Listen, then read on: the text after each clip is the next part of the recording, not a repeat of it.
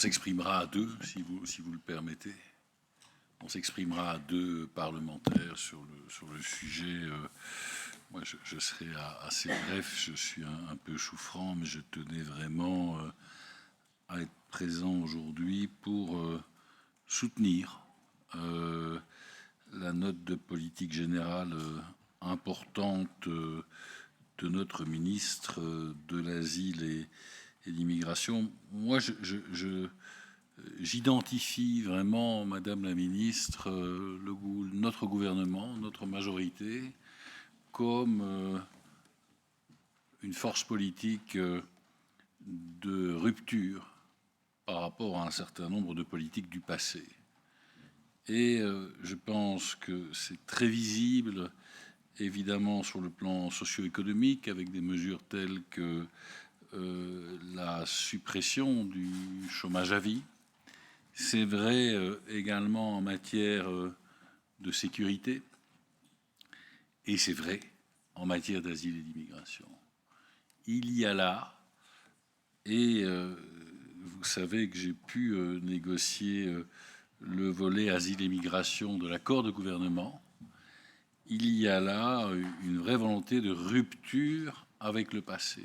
Rupture avec le passé, ça ne veut pas dire moins d'humanisme, mais ça veut dire plus de sérieux, plus de contrôle, plus d'efficacité, moins de laisser-aller, moins de laisser-faire, moins de laxisme. Et tout ça doit nous conduire d'ailleurs à des conditions de dignité restaurées par rapport à bon nombre de personnes qui, parce qu'on ne le dit pas assez dans ce type de débat, demander l'asile, c'est vraiment partir, quitter sa maison, quitter son pays, parce qu'on y est en insécurité, parce que des menaces de mort s'exercent sur vous. C'est vraiment le bout du bout de la démarche. C'est une démarche de survie dans bon nombre de cas, et le minimum, naturellement, face à ce qui est rencontré par ces personnes qui sont aussi des familles, qui sont aussi des enfants, c'est naturellement de les accueillir dans la dignité. Alors, les politiques que vous mettez en œuvre rencontrent cet objectif d'une part, rencontrent l'objectif de sérieux, de rigueur et de contrôle d'autre part. Et donc un élément, je dirais, majeur, de mon point de vue, de la note de politique générale, c'est l'intégration.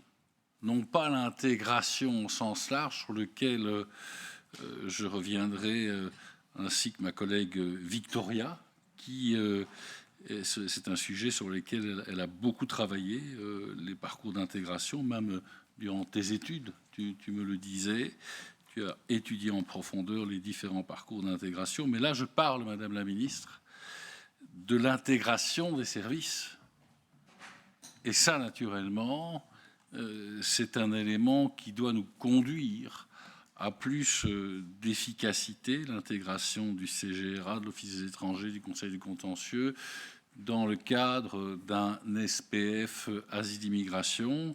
C'est bien entendu plus de cohérence. Et on a beau regarder partout, quand je dis partout, c'est sur base finalement des différentes compétences de sécurité ou autres. Ce qu'on constate, et c'est sans doute des restes des réformes de l'État successives que nous avons pu opérer, c'est l'éparpillement des services que nous constatons pas dans, mais autour d'un certain nombre de départements, et le fait naturellement de travailler à davantage de concentration, ce qui n'implique pas, dans le cadre de ces services, un recul par rapport à l'indépendance de ces services, mais le fait de les coordonner, de les concentrer dans les mêmes départements, ça nous fera gagner du temps.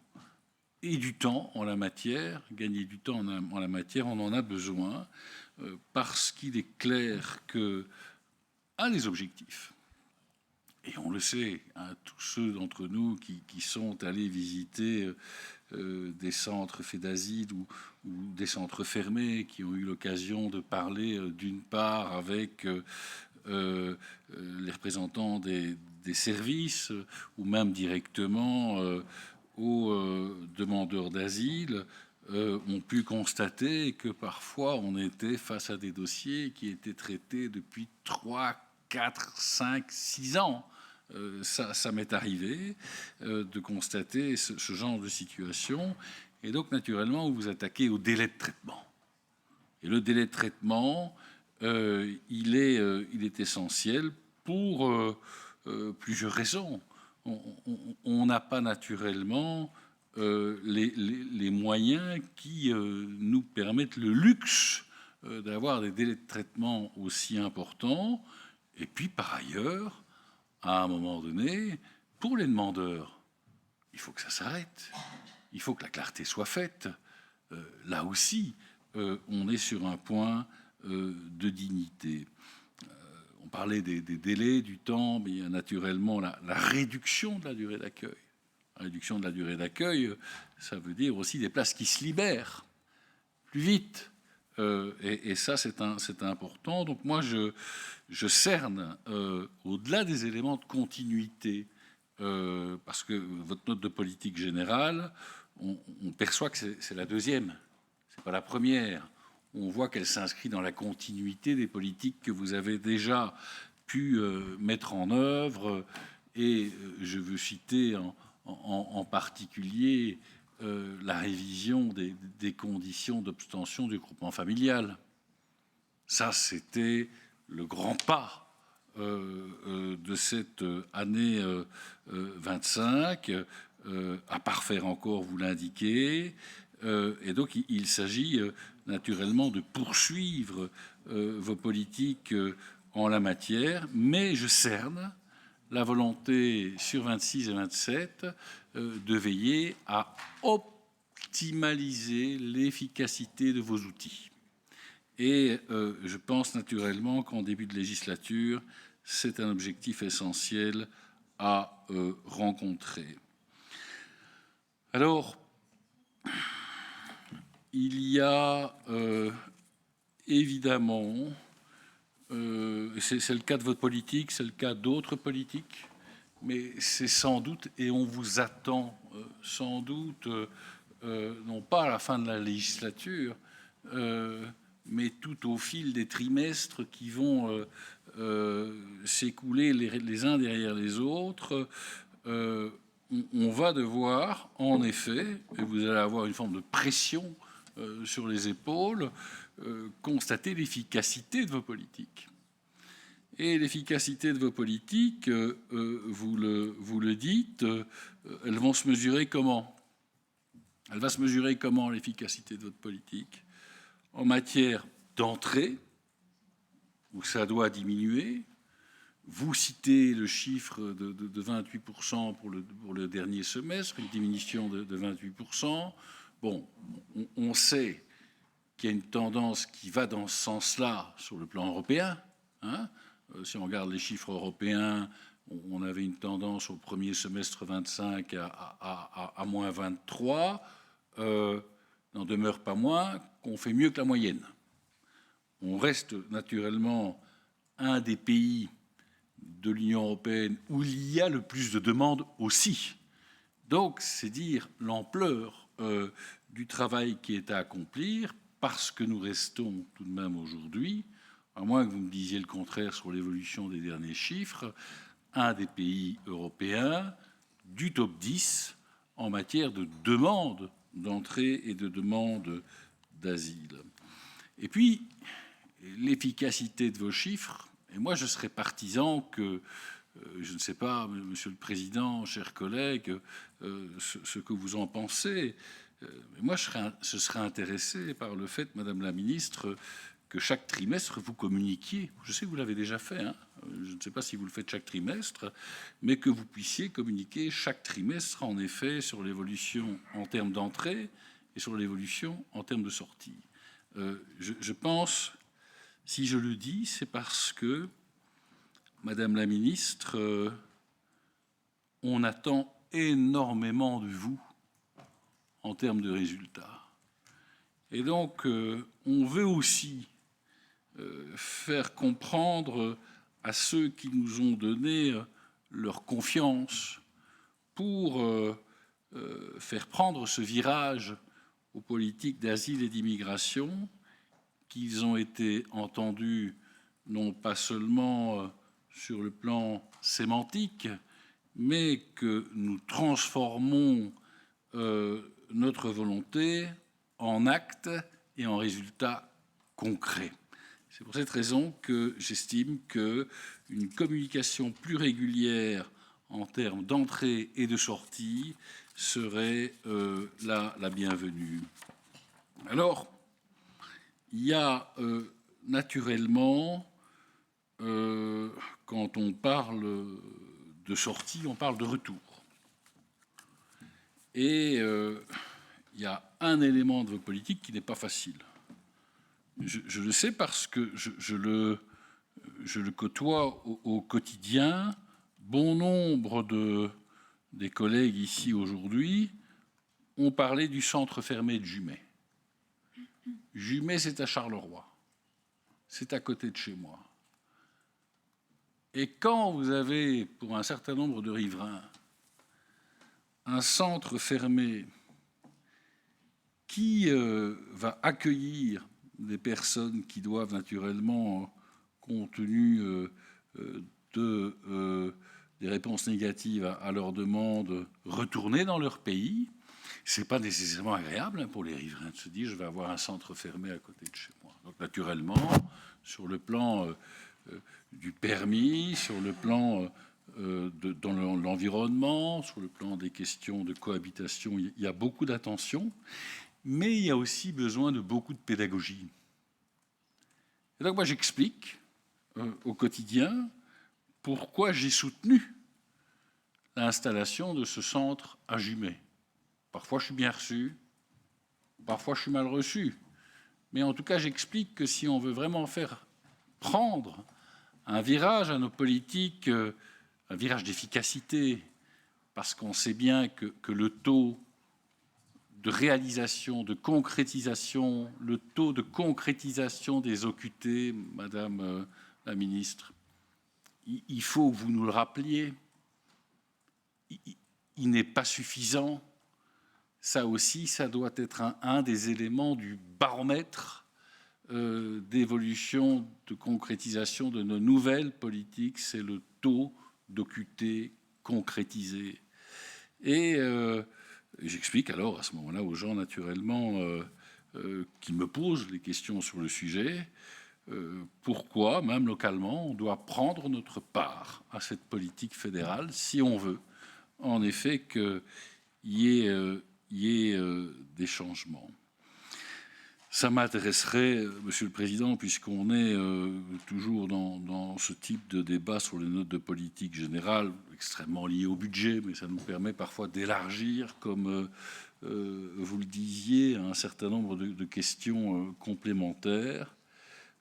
Quand je dis évidemment prendre sa part locale à l'engagement fort que nous prenons sur le plan de l'asile et de l'immigration, ça m'intéresserait tout de même, je pense que ce n'est pas inutile, que vous puissiez nous communiquer le nombre de places ouvertes en fait d'asile au nord, au centre et au sud, également pour ce qui concerne les centres agréés, parce que vous avez la Croix-Rouge et d'autres qui ouvrent des places et aussi au nord, au centre et au sud, et que ça puisse aussi, parce que je pense que c'est un exercice de transparence, que vous nous indiquiez au niveau des places en centre fermé, ce qu'il en est au niveau des places ouvertes et en perspective d'être ouvertes au nord, au centre et au sud. Alors, il y a un autre dossier très difficile qui vous attend en matière de sortie. Et on en a eu un écho, je pense, en plénière, et je pense que c'est justement Victoria qui a interpellé la ministre Verlinden sur le sujet. c'est le volet sortie pénitentiaire, si je me permettais de simplifier en l'appelant ainsi. On le sait, on l'a répété, 43% des détenus en Belgique sont étrangers. Mais dans les 43%, il y en a 30% qui sont en statut irrégulier sur le territoire belge. Et ça, ce sont les chiffres du SPF Justice d'avril 25. C'est toujours bien, Monsieur le Président, quand on cite un chiffre, d'en citer les sources. Et donc, on parle évidemment énormément de surpopulation carcérale. On sait que vous êtes en discussion avec l'étranger sur le sujet. On sait que vous n'êtes pas toute seule à le faire. Vous travaillez avec Madame Verlinden. Moi, je veux vous dire à Madame la ministre que pour le mouvement réformateur, et vous avez entendu notre président s'exprimer à plus d'une reprise sur le sujet, c'est une priorité. C'est une priorité pour le MR qu'on concrétise ce volet pénitentiaire durant la législature. Alors, jusqu'à présent, il faut bien le dire, et je ne pense pas que ce soit de votre fait, puisque vous êtes plusieurs ministres sur le coup, on n'a pas eu beaucoup d'éléments concrets à se mettre sous la dent. Alors je veux vous dire, puisque je sais que c'est un dossier qui est important pour vous, que vous pourrez nous trouver à vos côtés pour pousser à la charrette, comme on dit en vieux français, et pour vous aider à concrétiser sans doute davantage rapidement. Je ne voudrais pas qu'on oublie cet engagement de l'accord de gouvernement. Quand on écrit un accord de gouvernement, il y a toujours des choses dans l'accord de gouvernement sur lesquelles on se met d'accord et puis que certains voudraient bien oublier. Mais au MR, sur ce type de sujet, on a une mémoire d'éléphant, Madame la ministre. Et donc, on n'oubliera pas.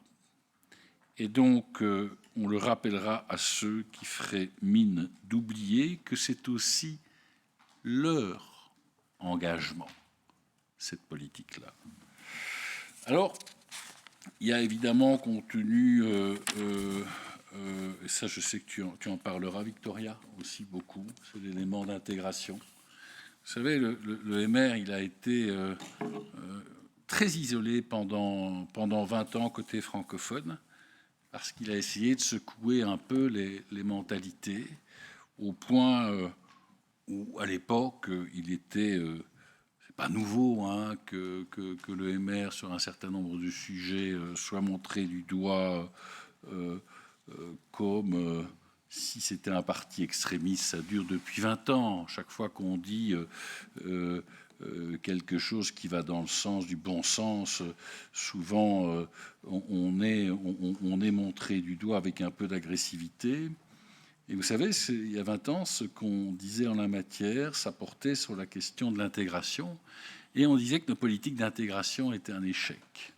Vous auriez vu, Madame la Ministre, la volée de bois vert, et pas issue uniquement des verts, que nous avons réceptionnée à l'époque. Et donc aujourd'hui, quand on regarde votre note de politique générale, à la page 17, on voit une page d'engagement en matière d'intégration, et je dirais même plus, en matière de devoir d'intégration. Il n'y a pas de politique d'asile, il n'y a pas de politique d'immigration réussie sans qu'il y ait, par ailleurs, un devoir d'intégration qui soit rencontré. Et c'est pour cette raison et vous insistez sur cet élément, et je pense que ça sera un élément passionnant à débattre lorsque vous arriverez avec le projet en la matière. Il y a évidemment le point sur l'engagement sur les valeurs.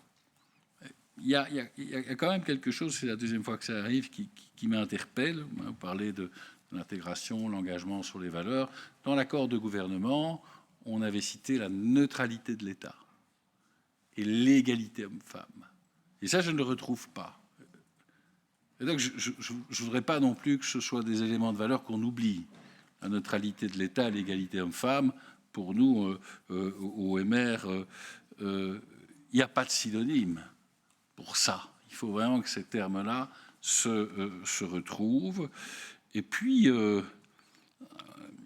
moi, ce qui me réjouit dans la manière dont vous portez le dossier, c'est que vous ne parlez pas d'intégration pour faire joli. Vous indiquez très clairement que si que le titre de séjour sera subordonné à la réussite d'un test à la fois de langue, mais également d'engagement en matière d'intégration. C'est là où les gens doivent comprendre aussi, et c'est à travers ce type de détails que je pense que les gens peuvent comprendre qu'on va au-delà des mots. Parce qu'en politique, naturellement, souvent, on est présenté comme se limitant à des grands discours et on n'agirait pas assez. Là, en l'occurrence, c'est une preuve concrète d'action. Alors, je terminerai par là, avant de céder la parole à ma collègue, Monsieur le Président. Il y a un élément, et moi vous savez que je suis tous les dossiers relatifs au radicalisme, au terrorisme, donc j'ai vu naturellement le projet que vous avez fait passer, je pense, déjà en seconde lecture au niveau du gouvernement sur le fait, en effet, que des étrangers radicalisés, des prêcheurs de haine n'ont pas leur place en Belgique. Hein, donc, bon, il y a évidemment, j'ai envie de vous dire qu'il y a un bien châtie bien. Il y a évidemment les règles cadres, et puis il y a évidemment des situations plus particulières où on se retrouve avec la situation de Trabelsi, qui est choquante, où on se retrouve avec la situation de M. Al-Khatib, membre du Hamas, et qui est toujours en discussion pour obtenir sa demande d'asile en Belgique, simplement parce qu'il avait fait une demande préalable en Grèce. Mais en Grèce, on lui a retiré son titre de séjour parce qu'on estimait qu'il était trop dangereux pour rentrer sur le territoire compte tenu de ses liens avec le Hamas.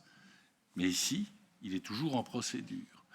Donc il y a évidemment, je pense, la rigueur, la force, cette volonté de changement que vous portez.